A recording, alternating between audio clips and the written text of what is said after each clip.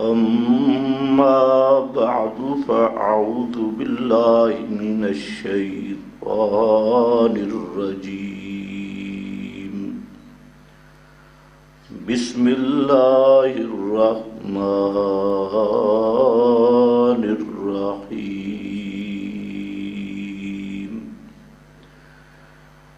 الحمد لله الذي أنزل على عبده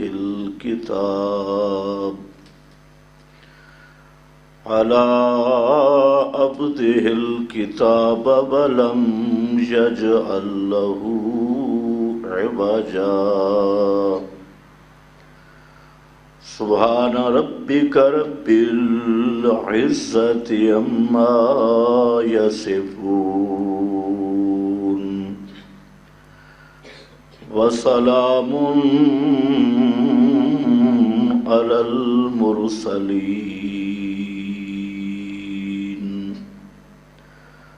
والحمد لله رب العالمين۔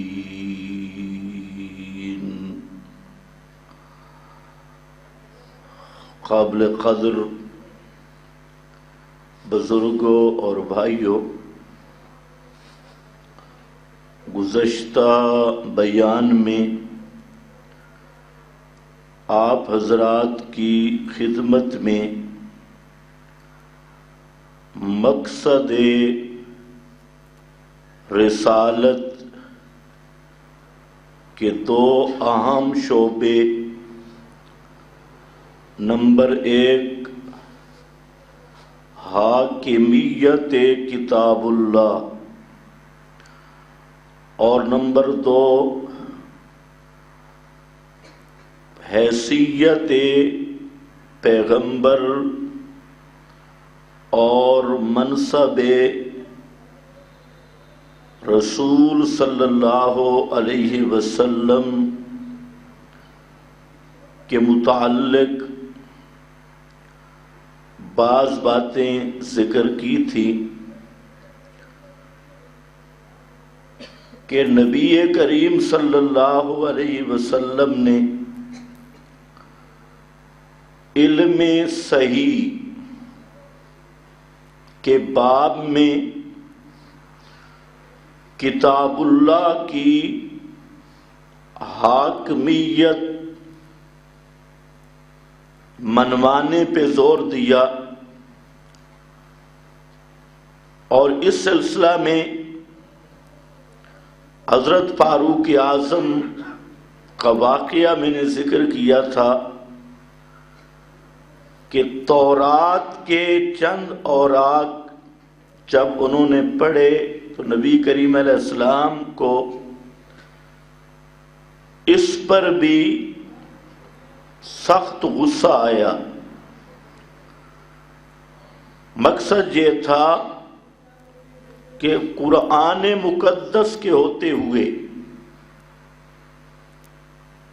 کسی دوسری کتاب کی ضرورت نہیں۔ پھر حضرت فاروق اعظم پر ایسا اثر ہوا کہ انہوں نے جب کہا تھا رضیت باللہ ربا وبالاسلام دینا وبمحمد نبیا، تو یہ صرف زبانی قول نہیں تھا، بلکہ حضرت فاروق اعظم کی طبیعت یہ بن گئی تھی، جن کی خاص صفت کان وقافا لکتاب اللہ، کہ جہاں اللہ کی کتاب قرآن پاک کا ذکر آ جاتا تو وقافن کے دو معنی ہیں۔ ایک معنی ہے کہ فاروق اعظم فوراً رک جاتے، جہاں کتاب اللہ کا حکم آیا۔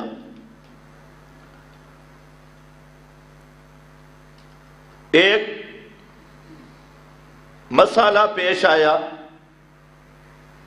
معروف ہے حدیث کی کتابوں میں، حضرت فاطمہ بنت قیس ان کو طلاق ہوئی۔ اب مسئلہ یہ تھا کہ طلاق کے بعد عدت کے لیے مکان اور نان نفقہ خرچہ پانی یہ عدت کا خامند کے ذمہ ہے۔ آج تو ان مسائل کو سمجھتے ہی کوئی نہیں ہے، اور عمل بھی بڑا مشکل ہے۔ طلاق کوئی عیب نہیں، یہ بھی ذہن میں رکھ لو،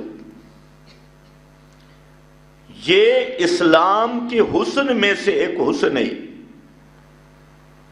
محاسن اسلام میں سے یہ بھی ایک حسن ہے کہ اگر میاں بیوی کے درمیان حقوق قائم نہیں ہو سکتے، باوجود کوشش کے شریعت نے درجات رکھے ہیں کہ پہلے خامند کا حق ہے اسے واعظ و نصیحت کرنا، اگر واعظ و نصیحت سے بھی کام نہیں چلتا تو پھر بستروں کی علیحدگی، کلام کا ترک کرنا، اگر اس سے بھی کام نہیں چلتا تو پھر ادب اور تادیب کی نیت سے اس کی تھوڑی بہت مار پیٹ، اور اگر اس سے بھی کام نہیں چلتا پھر 2 حکم مقرر کر کے خلو یا طلاق۔ آج تو لوگ طلاق کو بھی بہت بڑا گناہ سمجھتی ہیں۔ حدیث کے جو لفظ ہیں نا، ابغض الحلال الی اللہ الطلاق، ابغض الحلال کہا ہے، حرام نہیں کہا، کہ حلال کاموں میں سے بڑا ناپسندیدہ کام وہ طلاق دینا ہے بلا وجہ، لیکن ہے حلال۔ ہندو معاشرہ میں ان کا جب نکاح ہو گیا اب طلاق کا نام و نشان نہیں۔ اسی طرح بعض مسلمانوں میں بھی جب عورت آ گئی، ماریں گے پیٹیں گے، حقوق کی ادائیگی نہیں، لیکن بیوی کو طلاق دینا وہ عیب سمجھتے ہیں، طلاق پوری زندگی نہیں دے گے۔ آج تجھے بھی ایک رسم بد ہے کہ عورت جس گھر میں شادی شدہ آ گئی اب اس سے نکل نہیں سکتی، چاہے خامند مر گیا تو اس کے گلے پڑ گیا خامند کا بھائی، اس کا، کیونکہ یہ اب اس گھر میں سے جا نہیں سکتی، یہ وہی لونڈیوں والے ہتھ گنڈے، یہ شرن بالکل ناجائز ہے۔ خیر بہرحال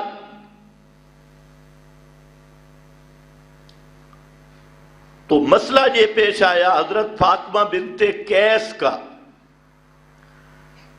انہوں نے بیان کیا کہ آپ صلی اللہ علیہ وسلم نے میرے لیے خرچہ اور نان نفقہ نہیں رکھا۔ حضرت فاروق اعظم تک بات پہنچی۔ اب وہ ذرا جملہ سنو، حضرت فاروق اعظم فرماتے ہیں لا ندع کتاب اللہ، ہم اللہ کی کتاب قرآن و سنت رسول ہی اور رسول کی سنت کو نہیں چھوڑ سکتے بے قول امرأتن، ایک عورت کے کہنے کی وجہ سے، حالانکہ وہ عورت بھی معمولی نہیں تھی، حضرت فاطمہ بنت قیس صحابیہ ہے، لیکن فاروق اعظم کہتے ہیں لا ندع کتاب اللہ و سنت رسولہ، ہم اللہ کی کتاب اور سنت کو نہیں چھوڑ سکتے بقول امرأۃ اصدقت ام کذبت، یہاں کذبت کا معنی خطا والا ہے۔ کذب کے 3 معنی ہیں عربی لغت میں۔ ایک کذب کا معنی معروف ہے جھوٹ، ایک کذب کا معنی ہے توریہ۔ توریہ کا مطلب ایسا لفظ بولنا کہ مخاطب اس کا ظاہر معنی سمجھے اور متکلم کی نیت میں اس کا مخفی معنی یا بعید الفہم معنی مراد ہو۔ جیسے حضرت ابراہیم نے کہا تھا انی سقیم، میں بیمار ہوں، انہوں نے سمجھا سر درد ہے، بخار ہو رہا ہے، اور حضرت کی نیت تھی کہ تمہارے شرک کی وجہ سے مجھے ٹینشن ہے، تم ذرا جا کے آؤ اپنے بزرگوں کا اشر دیکھو۔ تو اب انہوں نے اور سمجھا، حضرت ابراہیم نے انی سقیمن کہا، تو یہ توریہ کا یہی مطلب ہوتا ہے کہ کسی لفظ کے 2 معنی ہوں، ایک ظاہری معنی قریب الفہم اور ایک مخفی معنی بعید عن الفہم۔ متکلم کی نیت میں ظاہری معنی نہ ہو، مخفی ہو، اور مخاطب کے ذہن میں قریب الفہم معنی ہو، تو یہ کذب ہے باعتبار مخاطب کی، متکلم کے لحاظ سے کذب نہیں۔ تیسرا کذب کا معنی ہے خطا، ما کذب الفؤاد ما رأى، نبی کریم علیہ السلام معراج پہ تشریف لے گئے تو اللہ فرماتے ہیں ما کذب الفؤاد، دل نے غلطی نہیں کی، خطا نہیں کی۔ اب یہ معنی جھوٹ والا نہیں ہوگا، حالانکہ لفظ کذب ہے، ما کذب الفؤاد، دل نے غلطی نہیں کی، خطا نہیں کی جو دیکھا۔ بسا اوقات یہ ہوتا ہے کہ آدمی ایک چیز دیکھتا ہے اور سمجھتا کچھ اور ہے، دیکھتا کچھ اور ہے، تو ایسا نہیں ہوا، جو دیکھا سچ دیکھا، صحیح دیکھا۔ تو حضرت فاروق اعظم فرماتے ہیں لا ندع کتاب اللہ، بھائی ہم ہرگز یہ کام نہیں کر سکتے کہ اللہ کی کتاب کو چھوڑ دیں، اور ایک عورت کے کہنے کی وجہ سے، اور یہ بھی نہیں پتا کہ یہ صحیح بیان کر رہی ہے یا بھول گئی ہے، اتنا بھی نہیں پتا۔ یہ تھے کانا وقافا لکتاب اللہ، یہی وہ سبق تھا قرآن مقدس کی حاکمیت کا۔ مرض الوفات میں لوگ بڑا شور کرتے ہیں ایک حدیث پر، حدیث قرطاس، معروف حدیث ہے، اس پر بڑے بڑے 3-3 4-4 گھنٹے تقریریں ہوتی ہے، خصوصاً اہل تشیع کہ آپ صلی اللہ علیہ وسلم نے مرض الوفات میں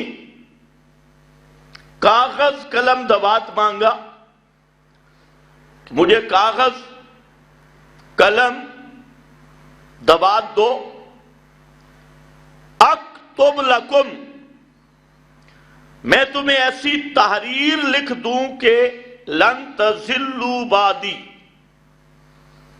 بعدہ اس تحریر کے بعد تم کبھی گمراہ نہیں ہوگے۔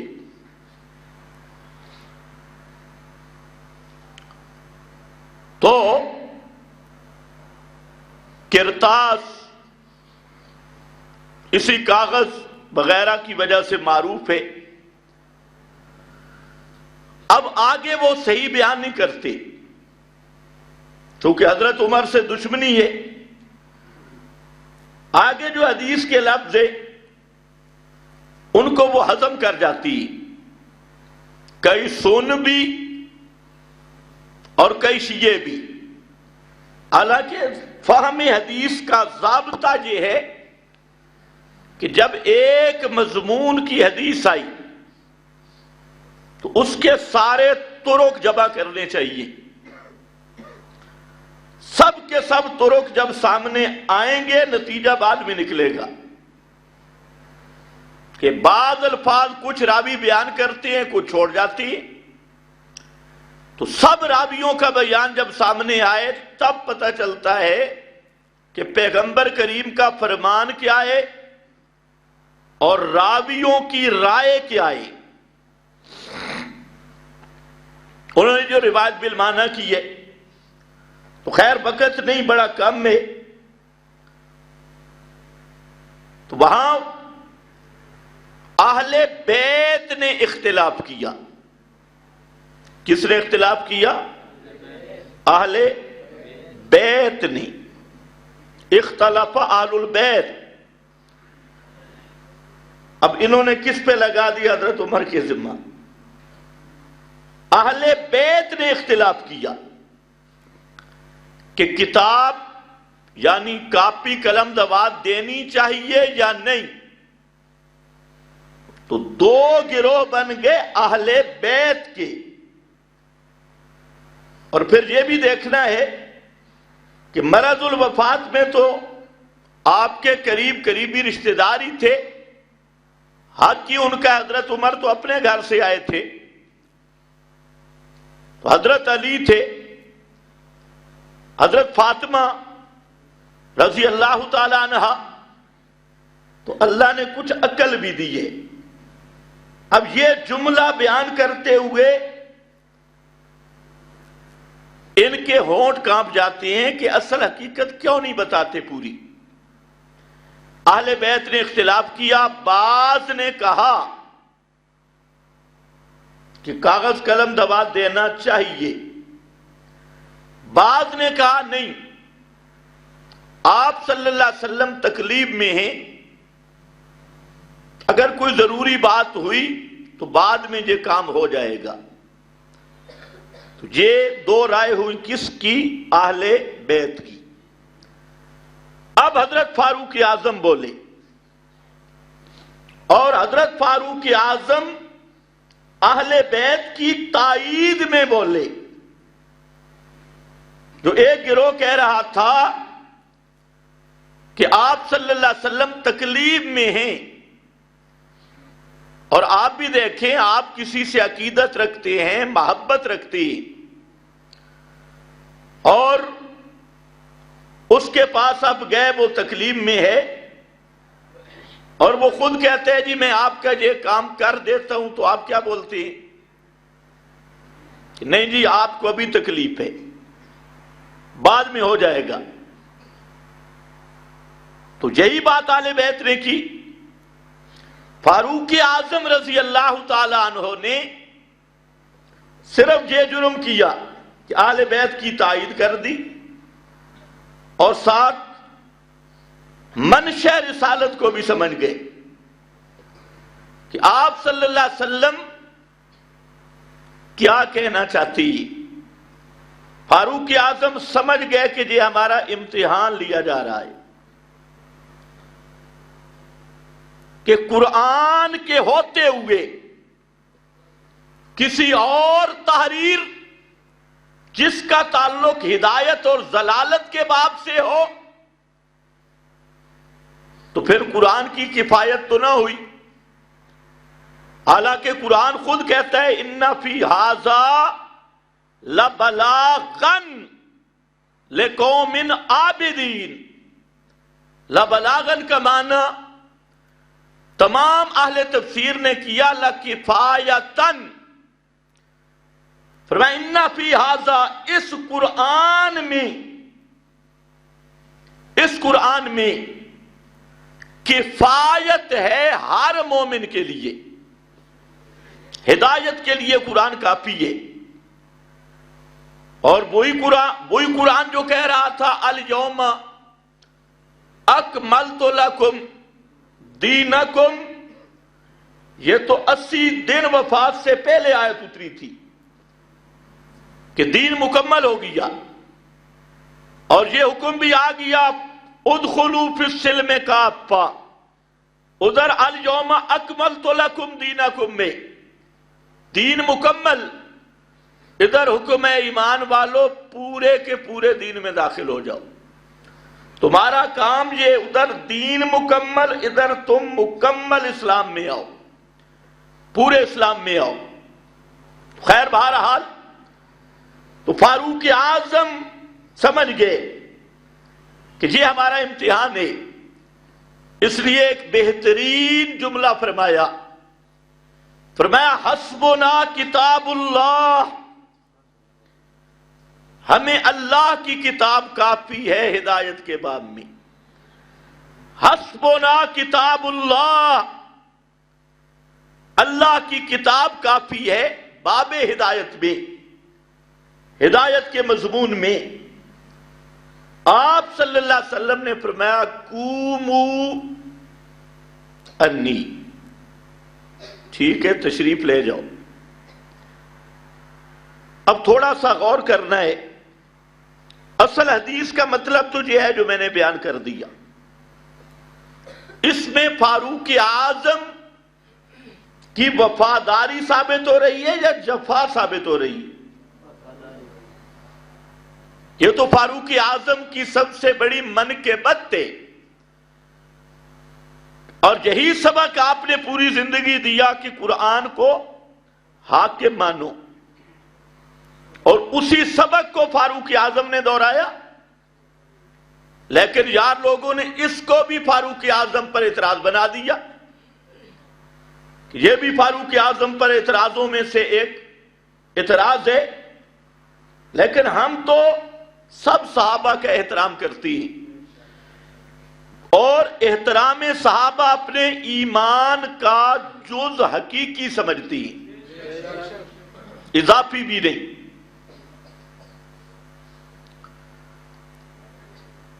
لیکن سوال یہ ہے کہ جس طرح آج دشمنان صحابہ پہ وار کیے جا رہے ہیں، اگر انہی کی منطق استعمال کی جائے، انہی کی منطق، تو پھر کسی کے پلے میں کچھ بھی نہیں بچے گا. اور کبھی کبھی الزامن، تحقیقاً نہیں، الزامن، کیونکہ ہم جانتے ہیں کہ خطیبوں کو اللہ ہدایت دے، انہوں نے ہماری قوم کا بیڑا غرق کر دیا ہے. خدا کی قسم پوری جماعت کا ستیہ ناش کیا ہے ان رینٹ کے خطیبوں نے. پتہ نہیں جی عوام کو کدھر لے جا رہی ہے، کدھر لے جا رہے ہیں، اور یہ کرنا کیا چاہتی. حیرانگی کی بات ہے. علمی بات کریں گے بھی نہیں، پتہ بھی نہیں، سغرے کبرے ملائیں گے اور جملے کسیں گے. اب جو لوگ سمجھتے ہیں جو خطیب بیان کر رہے ہیں یہ دین ہے، حالانکہ یہ نری، اکثر 90% نری بے دینی ہے. اس کا دین کی حقیقت کے ساتھ کوئی تعلق نہیں۔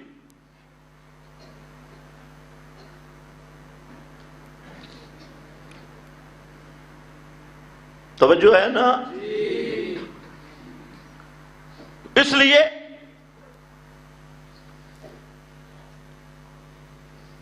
اب ان کا ایک انداز ہے۔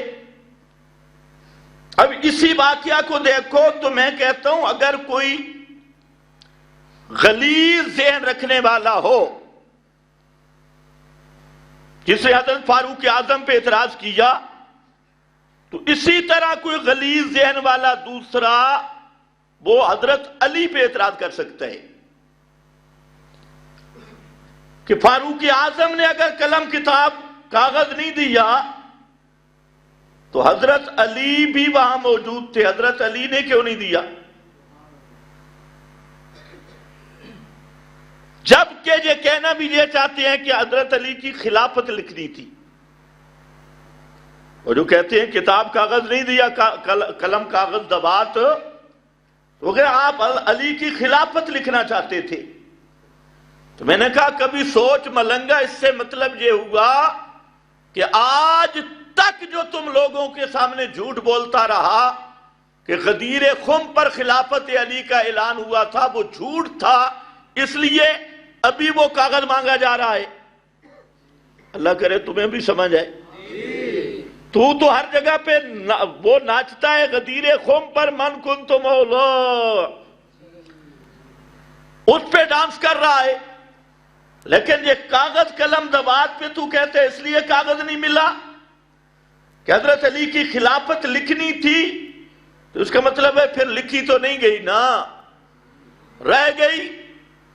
تو اتنی بات تو سمجھ آ گئی، اس سے پہلے کہیں بھی اعلان نہیں ہوا تھا، اگر اعلان ہو جاتا تو اس تحریر کی کوئی ضرورت نہیں تھی۔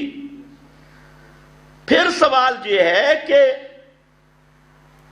فاروق اعظم نے اگر قلم دوات نہیں دیا تو حضرت علی نے کیوں نہیں دیا؟ حضرت فاطمہ نے کیوں نہیں دیا؟ حضرت عباس موجود تھے آپ کے چچا، انہوں نے کاغذ قلم دوات کیوں نہیں دیا؟ ابن عباس موجود تھے، فضل ابن عباس موجود تھے، انہوں نے وہ کاغذ قلم دوات کیوں نہیں دیا؟ تو اگر فاروق اعظم پہ اعتراض کرے گا گندی ذہنیت کے ساتھ تو یہ اعتراض تم پہ الٹا ہو جائے گا، اور اس سے نہ حضرت علی بچیں گے، نہ حضرت فاطمہ، نہ ابن عباس، نہ حضرت عباس۔ بلکہ اس سے آگے سنو کہ یہ جو کرتاس کا معاملہ تھا، یہ اللہ کا حکم تھا یا پیغمبر کا اجتہاد تھا؟ جبکہ بات چل رہی ہے ہدایت اور ضلالت کی، تو اگر یہ اللہ تعالیٰ کی وحی تھی تو پھر تو اعتراض معاذ اللہ پیغمبر پہ آئے گا کہ اللہ نے لکھنے کا حکم دیا اور ایک آدھ شخص کے کہنے پہ آپ نے اللہ کا حکم ہی نہیں پہنچایا، تو پھر بلغ ما انزل الیک من ربک، اس کا کیا معنی ہوگا؟ پھر اس کا کیا معنی ہوگا؟ آپ نے تو حجۃ الوداع پہ اعلان کر دیا تھا حل بلغت، تو سب نے کہا قد بلغت ونصحت، آپ نے پہنچانے کا حق ادا کر دیا اور پورا پورا پہنچایا۔ تو آپ نے فرمایا اللہم اشہد، اللہ تو گواہ بن جا کہ یہ سارا مجمع کہہ رہا ہے کہ میں نے پورا دین پہنچا دی ہے۔ یہ وفات سے 80 دن پہلے، اور اگر یہ کوئی نیا حکم تھا من جانب اللہ تو اس کے بعد بھی پیغمبر کریم 3 دن تک زندہ رہے، آپ نے نہ کاغذ منگوایا۔ یہ جمعرات کا واقعہ ہے، اور جمعہ، ہفتہ، اتوار، سوموار والے دن آپ کی وفات ہوئی، اور یہ واقعہ ہے شب جمعہ کا، خمیس کا واقعہ۔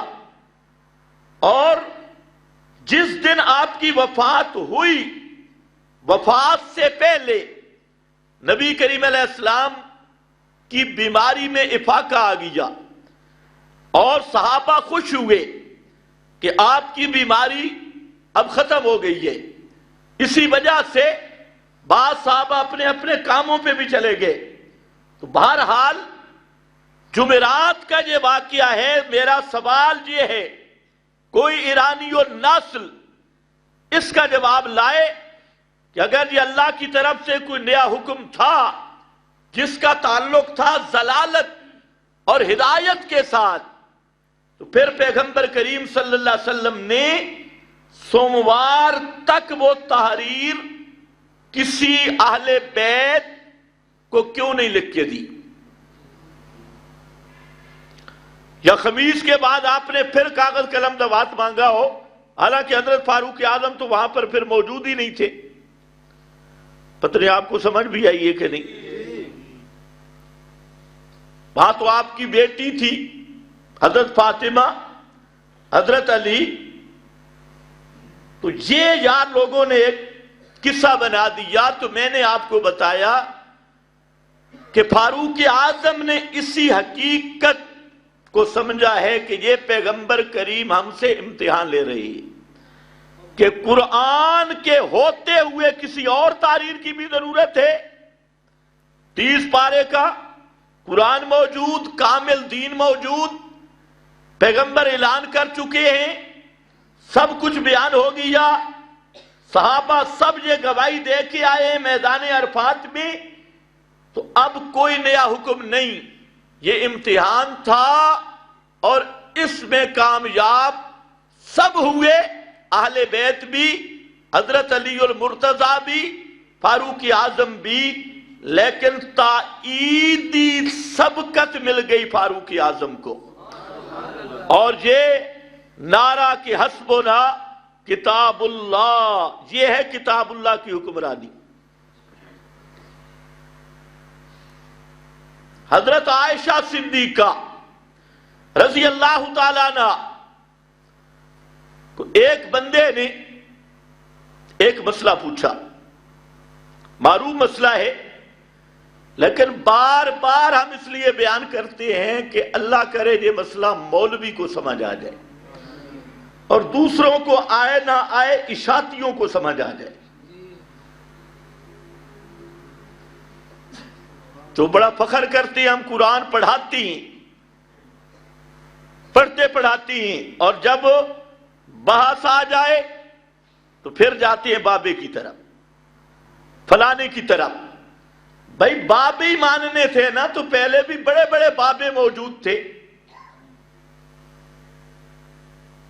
اور یہ یاد رکھو فرقہ واریت کی لعنت یہاں سے شروع ہوتی ہے کہ جب کوئی پارٹی کہتی ہے میرے حضرت صاحب کی یہ تحقیق ہے اور اس تحقیق کے تم سب پابند ہو. عجیب بات ہے. میں کبھی کہا کرتا ہوں خدا کے بندے، پہلی بات تو یہ ہے کہ باب عقائد میں تقلید حرام ہے. سن لو، تم مقلد ہو یا غیر مقلد؟ میں کہہ رہا ہوں باب عقائد میں تقلید کرنا حرام ہے. عقیدہ ہوتا ہی قطعی دلیل پہ مبنی ہے. تو باب عقائد میں تو امام ابو حنیفہ، شافعی، احمد، مالک کی تقلید حرام ہے. اب کئی جاہلوں کو یہاں سے بھی پیٹ میں درد ہوگا. اور پھر مقلد کا قول فروعات میں بھی حجت نہیں.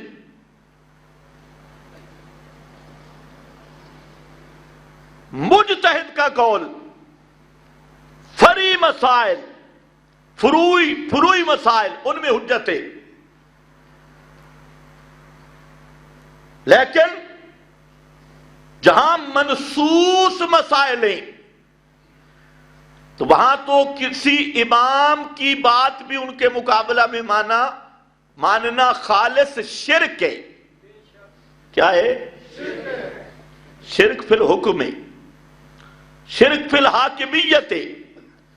اسی کو تو قرآن نے کہا اتخذوا احبارہم ورہبانہم اربابا من دون اللہ. فروعات میں ہم امام اعظم امام ابو حنیفہ رحمہ اللہ کی تقلید کرتے ہیں، لیکن کان کھول کے سن لو، اندھی تقلید امام ابو حنیفہ کی بھی نہیں کرتے.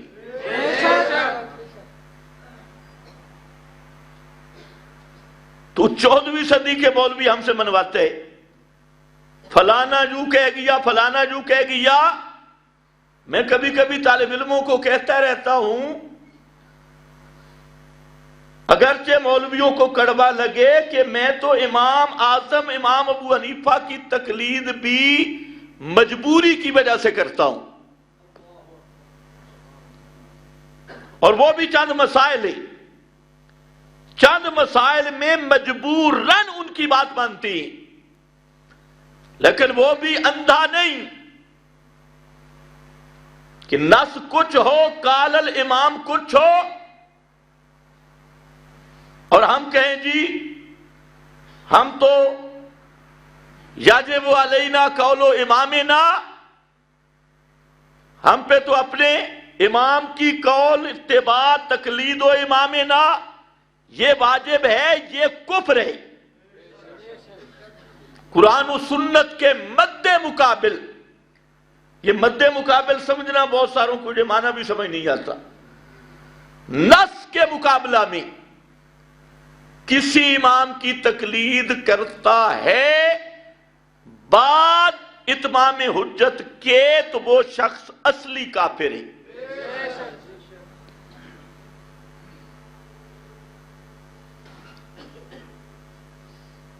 خیر، حضرت عائشہ کے پاس مسئلہ آ گیا، حدیث آئی. ایک مسئلہ تھا کہ نبی کریم صلی اللہ علیہ وسلم نے فرمایا کہ میت کے گھر والے روئیں تو میت کو عذاب ہوتا ہے.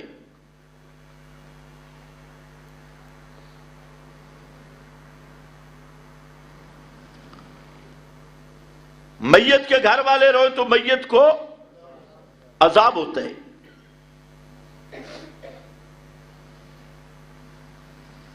حضرت عبداللہ ابن عمر نے حدیث بیان کی، فرمایا اللہ کی رحمت تو ابن عمر پر بھول گئی ہے، اس طرح نہیں ہو سکتا.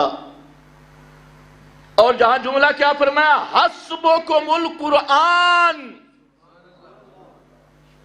کوئی جملہ آ گیا حسبکم القرآن، اور تمہیں قرآن کافی ہے. قرآن کیا کہہ رہا ہے؟ لا تزر وازرۃ وزر اخری، کرے کوئی بھرے کوئی، روئیں گھر والے، پھینٹی میت کی نکلے، گناہ ان کا سزا اس کو. یہ کوئی عمران خانی حکومت تھوڑی ہے، ملک کا بیڑا غرق کر دیا، مہنگائی مہنگائی مہنگائی کر کے، اور پیچھے نواز شریف کے لگا ہوئے. حالانکہ کیا فائدہ بیچارے نواز شریف کے پیچھے لگنے کا؟ اگر ایک نظر صحیح سے دیکھا جائے تو دونوں ایک درجے کے خبیث اور پلیت ہیں، دونوں ایک ہی گٹر کے کیڑے، اور وہ گٹر جمہوریہ، مغربی جمہوریت کے گٹر کے کیڑے. نوکری بھی ایک انگریز کی. اب لوگ کہتے ہیں اللہ کرے عمران خان جائے، تو آپ کو پتہ ہے جب عمران جائے گا تو کون آئے گا؟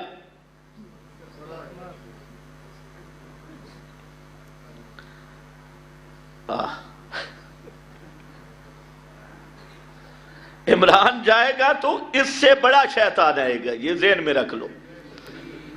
اس سے بڑا شیطان، اور یہ تم پہ اللہ کا عذاب ہے، پاکستانی قوم پہ اللہ کا عذاب ہے، اور عذاب اس لیے ہے کہ جس مقصد کے لیے ملک حاصل کیا اس سے غداری کی، اپنے آئین سے غداری کی، قرارداد مقاصد سے غداری کی۔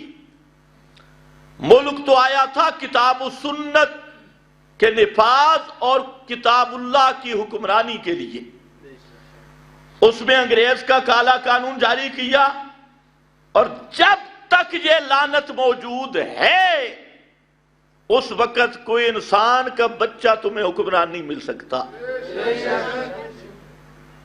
چاہے داڑھی والا ہو تو چاہے کلین شیپ ہو، ایک دوسرے سے بڑھ کے ابلیس آپ کو ملیں گے۔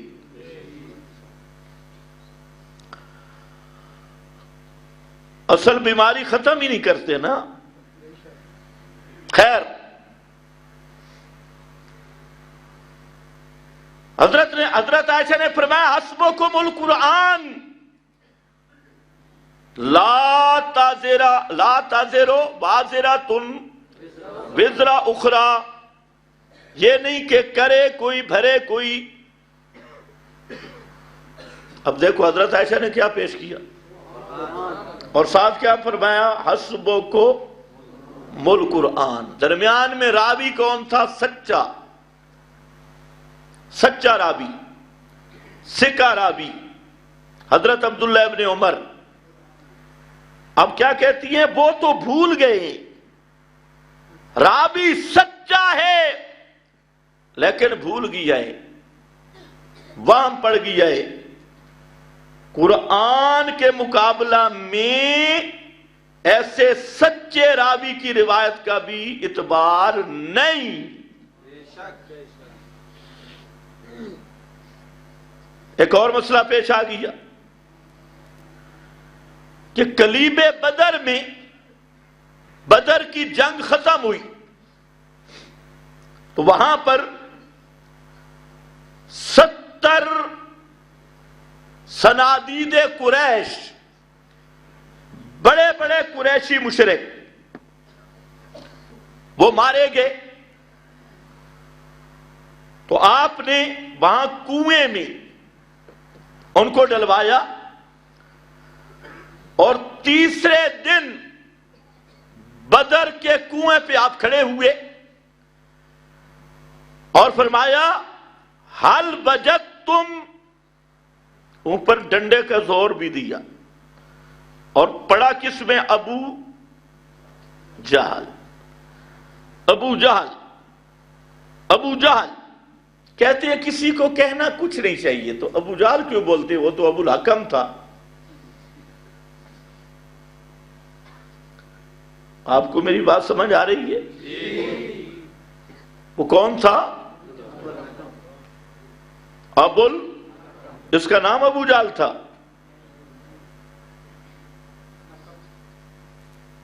لقب تو اس کا ابو الحکم تھا۔ کتنی زیادتی کرتے ہو، حاجی صاحب کو آپ کہتے ابو جہل، ہے بھی پیغمبر کا رشتہ دار۔ اب یہ جو ہوتے ہیں نا رینٹ والے حضرات، یہ کیا کہتے ہیں؟ یہ اخلاق کے خلاف ہو گئی ہے۔ ان کو کہا ابو جہل کا معنی کہ جہالت کا باپ، نرا جاہل، کسی کو کچھ نہیں کہنا چاہیے۔ اب ذرا بتا، ابو جہل کو ابو جہل کہنا چاہیے یا نہیں؟ حالانکہ اس کا لقب ہے ابو الحکم، بن گئی ابو جہل۔ خیر، آپ نے فرمایا حل وجدتم ما وعد ربکم حقا، بتاؤ اے مشرکو، تم نے اپنے رب کے وعدہ کو سچا پایا ہے؟ ہم نے اپنے رب کے وعدہ کو سچا پایا ہے، اللہ نے ہماری نصرت کی۔ اب یہ جملہ آیا، ادھر صحابہ بول پڑے۔ یہ بدر کا واقعہ ہے، ہجرت کے 2 سال بعد۔ ایک مسند احمد کی روایت میں کہ حضرت عمر کھڑے ہوئے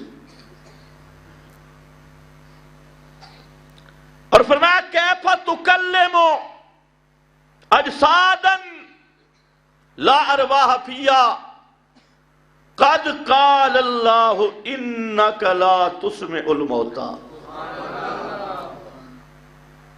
یہ مسند احمد ہے جس کا حاصل یہ ہے کہ اللہ کے نبی لوگوں کو شبہ پڑ جائے گا. یہ پورے 13 سال مکہ 2 سال مدینہ میں ہم نے آپ سے سبق پڑھا ہے کہ کوئی مردہ نہیں سنتا. 13 سال مکہ میں 2 سال مدینہ میں.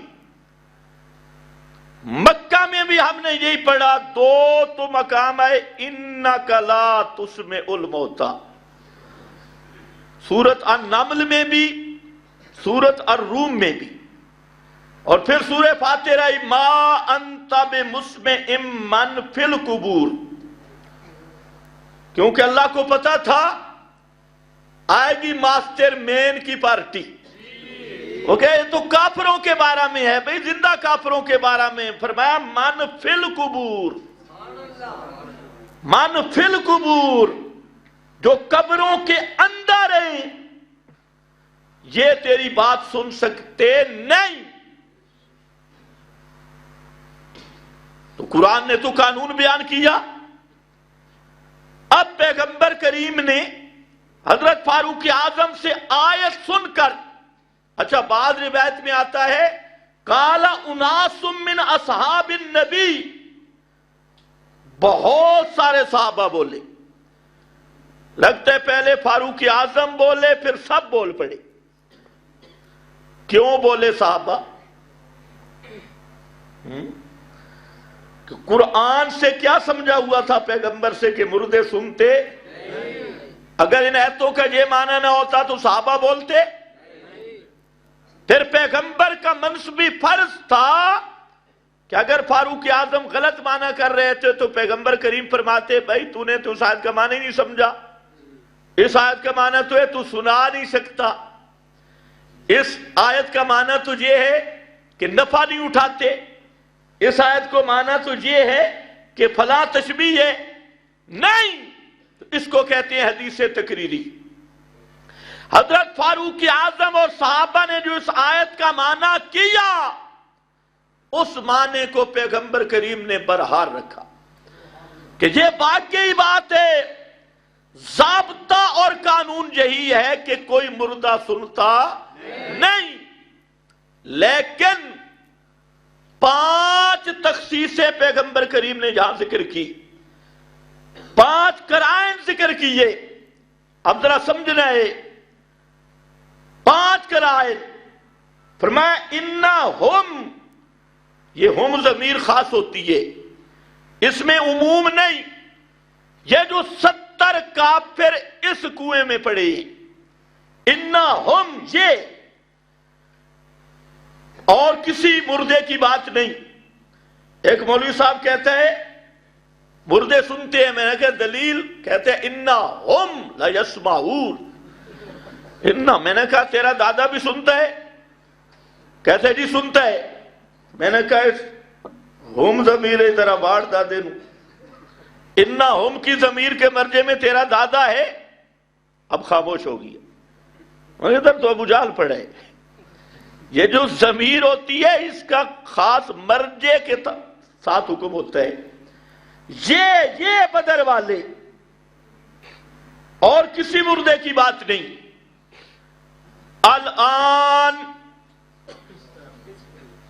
الان کا کیا معنی؟ نہ پہلے بھی 3 دن ان کو گزر گئے، نہ بعد میں، اس وقت. الان، اب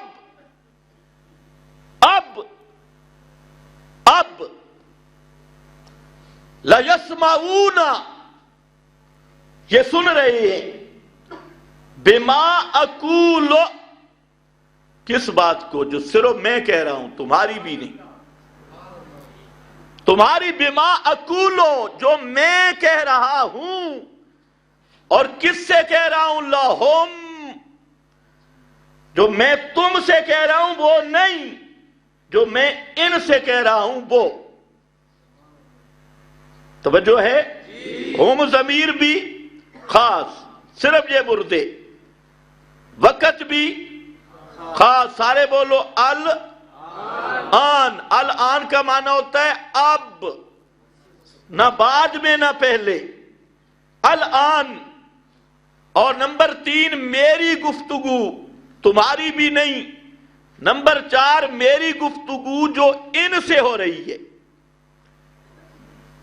ان سے ہو رہی ہے۔ صحابہ سمجھ گئے؟ اب یہ مسئلہ تو صاف ہو گیا۔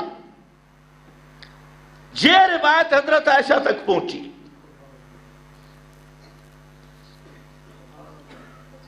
اب ذرا دیکھو حضرت عائشہ نے کیا جواب دیا۔ فرمایا کیف یقول رسول اللہ، فرمایا یسمعون کا معنی تم نے نہیں سمجھا۔ یسمعون کے 2 معنی، ایک معنی ہے کانوں سے سننا، اور سننے سے علم حاصل ہوتا ہے، اور ایک معنی ہے لازم جاننا۔ پیغمبر نے یہ نہیں فرمایا کہ یہ سن رہے ہیں، آپ کا مقصد ہے کہ میں نے دنیا میں کہتا تھا میری بات نہیں مانو گے، جہنم میں جاؤ گے، اب یہ جہنم میں پہنچ گئے، اور اب انہیں معلوم ہو گیا کہ دنیا میں جو محمد کی دعوت تھی وہ حق تھی۔ یہ حضرت عائشہ، وہ تو ابن عمر حدیث لایا ہے کلیب بدر، فرمایا حدیث برحق ہے، لیکن اس کا معنی یہ ہے، اور یہ معنی کہ مردے سنتے ہوں، یہ رسول پاک نہیں کہہ سکتے۔ کیوں؟ قد قال اللہ انک لا تسمع الموتى ما انت بمسمع من فی القبور، اسی آیت کو پیش کیا۔ تو کس کی حکومت بانی، حکمرانی کس کی ہے؟ کتاب اللہ کی۔ آج اگر امت اس پہ آ جائے، اب یہاں 2 غلط نظریاتی، ایک وہ پارٹی پیدا ہو گئی کہ وہ قرآن کا نام لیتے ہیں لیکن قرآن کو جج اور فیصل نہیں مانتے، حاکمیت نہیں مانتے قرآن کی، نام لیتے ہیں۔ اور ایک پارٹی وہ ہے جو قرآن کا نام لیتی ہے لیکن بیان قرآن میں خالصتاً تحریف کی مرتکب ہے۔ قرآن کا معنی، ترجمہ، مراد اپنی خواہش کے مطابق موڑتے جاتی، پھرتے جاتی۔ دونوں فطروں پہ نظر رکھنی ضروری ہے۔ قرآن کا معنی، مفہوم وہی معتبر رہے جو پیغمبر اور پیغمبر کے صحابہ سے آ رہا ہے۔ قرآن ہے انا انزلناہ قرآنا عربیہ، یہ قرآن عربی ہے اور اس کا مفسر بھی عربی ہے، لتبین للناس۔ پیغمبر آمنوا کما آمن الناس، صحابہ والذین اتبعوہم بإحسان رضی اللہ، تابعین۔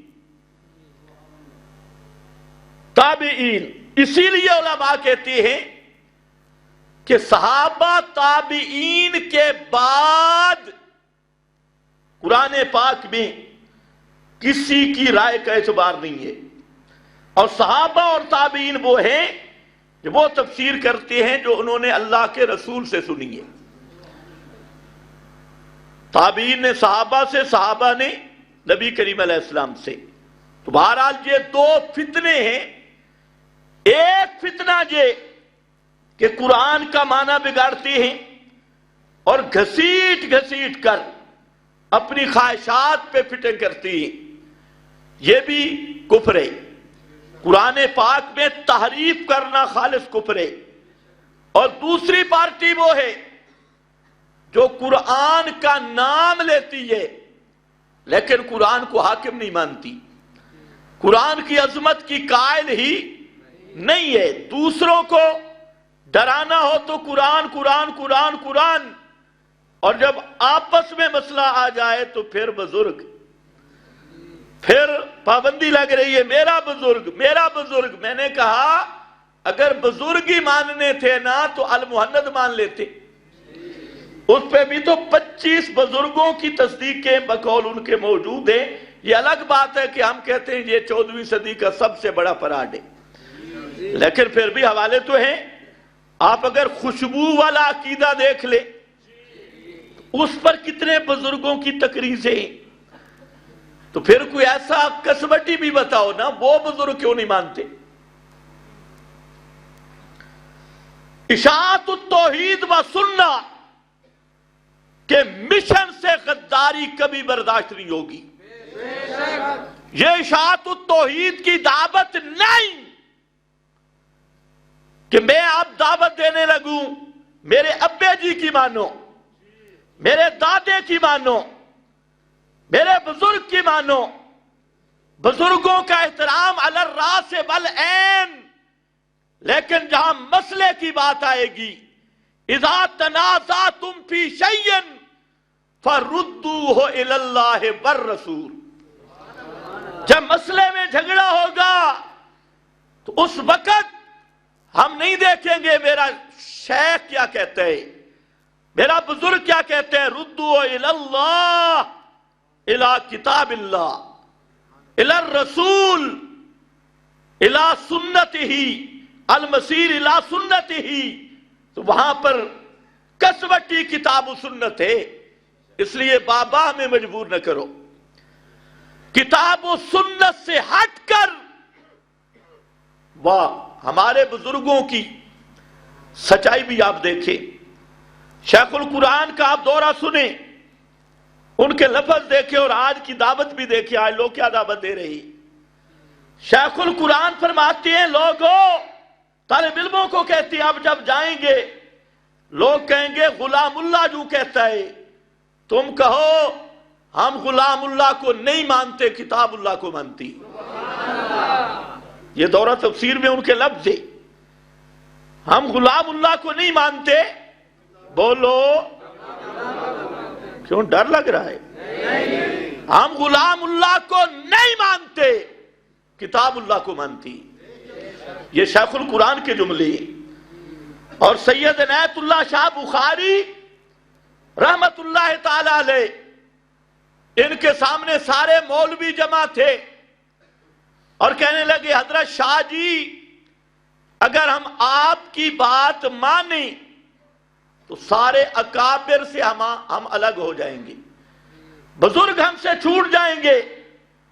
تو حضرت شاہ جی ان مولویوں کی بات سنتے رہے، پھر کھڑے ہوئے، کہتے ہیں جی تمہاری مجبوری ہے، اگر میری بات مانتے ہو تم سے بزرگ گئے، اور میری بھی مجبوری ہے، اگر میں تمہاری بات مانتا ہوں تو مجھ سے قرآن جاتا ہے، اس لیے میں قرآن کو نہیں چھوڑ سکتا۔ بھئی تم کس کی دعوت پہ؟ آج تیرا معیار کیا بن گیا؟ یہ اشاعت التوحید کا مشن ہے، اور ابھی مناسب نہیں، وقت آیا تو میں بتاؤں گا کہ عنایت اللہ شاہ کے مشن کا غدار کون ہے۔ عنایت اللہ شاہ صاحب کا یہ فتویٰ تھا کہ موجودہ حیاتی مرتد ہیں اور اہل کتاب نہیں۔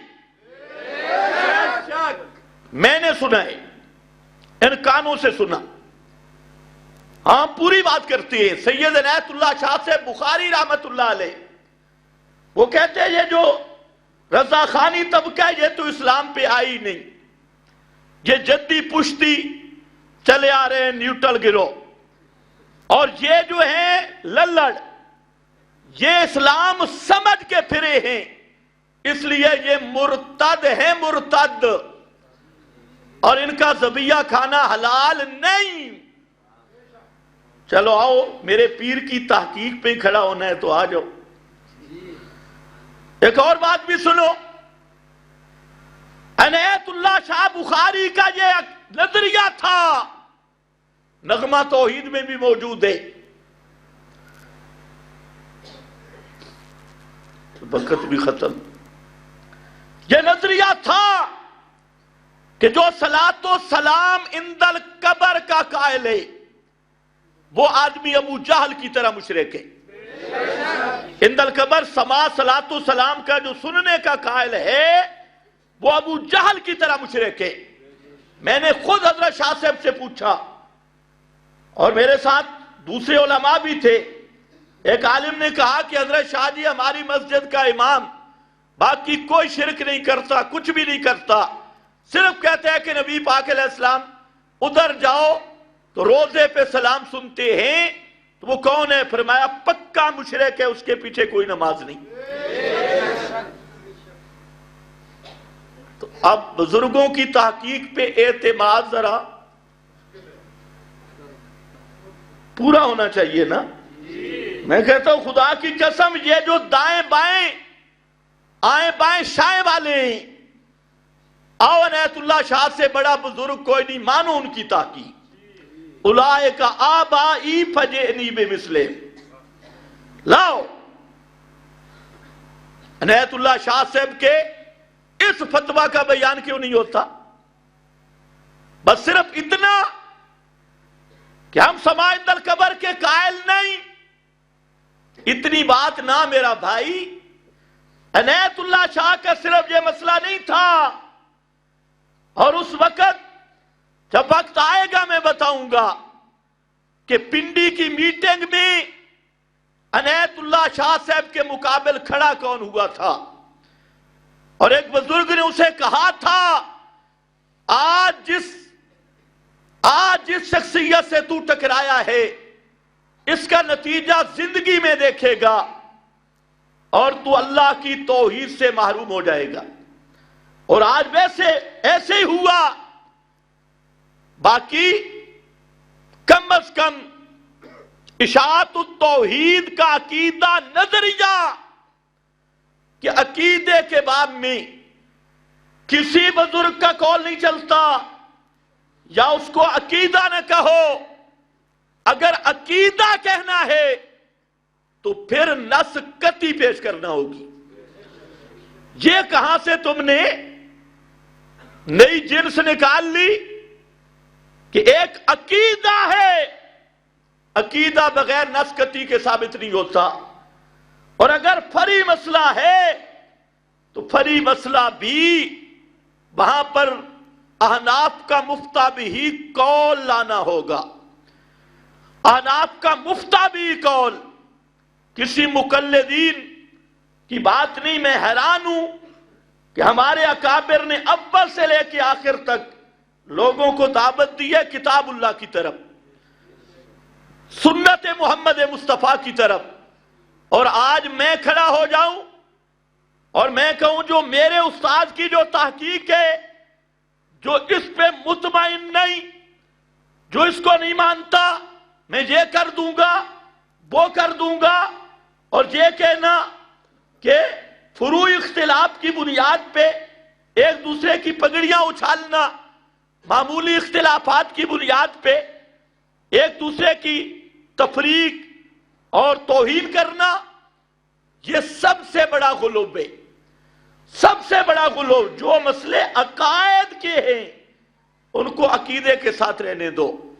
جو علمی تحقیقات ہیں، تو حیرانگی کی بات ہے صحابہ میں اختلاف نہیں تھا بھائی۔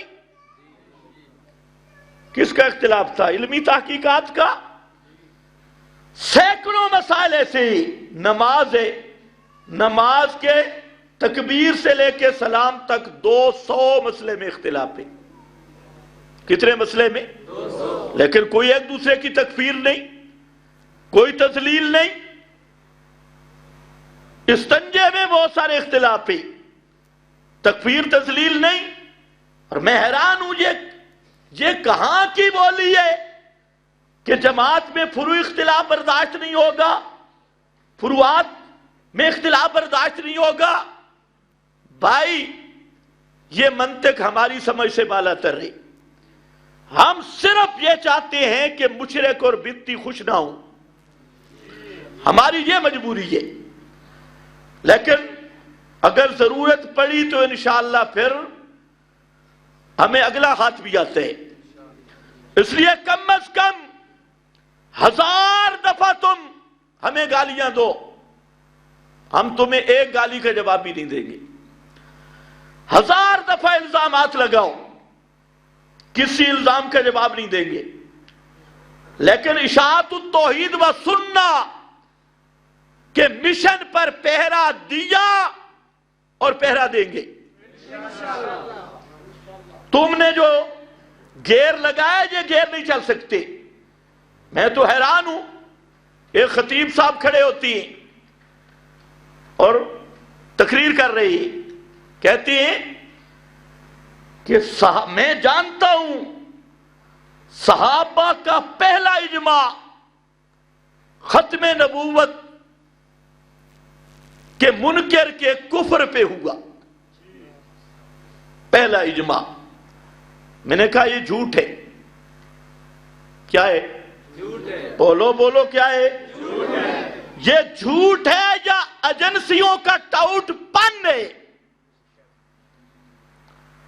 ایجنسیوں کے اس کو کہتے ہیں ایجنسیوں کی عبادت. یہ جھوٹ ہے. سب سے پہلا اجماع صحابہ کا وفات النبی پہ ہوئے. پتہ نہیں تمہیں سمجھ بھی ہے یہ کہ نہیں؟ سب سے پہلا اجماع صحابہ کا کس پہ ہوا؟ وفات النبی پر. پیغمبر کریم کی ممات اور موت کے مسئلہ پہ سب سے پہلے اجماع ہوا. اب تو نے اشاعت التوحید کے سٹیج پہ کھڑے ہو کر یہ بول چبلوں والی بات، للڑوں والی شروع کر دی کہ پہلا اجماع ہے ختم نبوت کے منکرین کے کفر پر. کفر پر کیا بات ہے! سبحان اللہ. تیری معلومات یا جہالت ہے یا سری جھوٹ ہے، اس سے توبہ کرنی چاہیے. اور جیسے سب صحابہ پہ جھوٹ بولنا کہ صحابہ نے اس پہ اجماع کیا، میں پوری تحدی کے ساتھ کہتا ہوں یہ جھوٹ ہے، یہ فراڈ ہے. اور اشاعت التوحید والوں سے فراڈ ہے. صحابہ کا سب سے پہلا اجماع کس پہ ہوا؟ اونچے بولو کس پہ ہوا؟ اور اونچے بولو کس پہ ہوا؟ وفات النبی پر، ممات النبی پر. اور پھر صحابہ کا دوسرا اجماع خلافت صدیق پر، خلافت صدیق اکبر پر. یہ دوسرا اجماع ہوا. اور پہلا وفات النبی پر. جیسے ایک ملا صاحب کہہ رہے تھے کہ جیسے صحابہ کا وفات النبی پر اجماع ہے نا، حیات النبی پر بھی اجماع ہے. میں نے کہا وہ کہاں ہوا؟ کس جگہ؟ کہتے لا یجمع اللہ علیک الموتتین. ہے فراڈی اور شیطان کا چیلا. اس میں کیا ہے لا یجمع اللہ؟ آگے بھی ذرا پڑھنا کہ حضرت صدیق نے کہا اللہ 2 موتیں جمع نہیں کرے گا.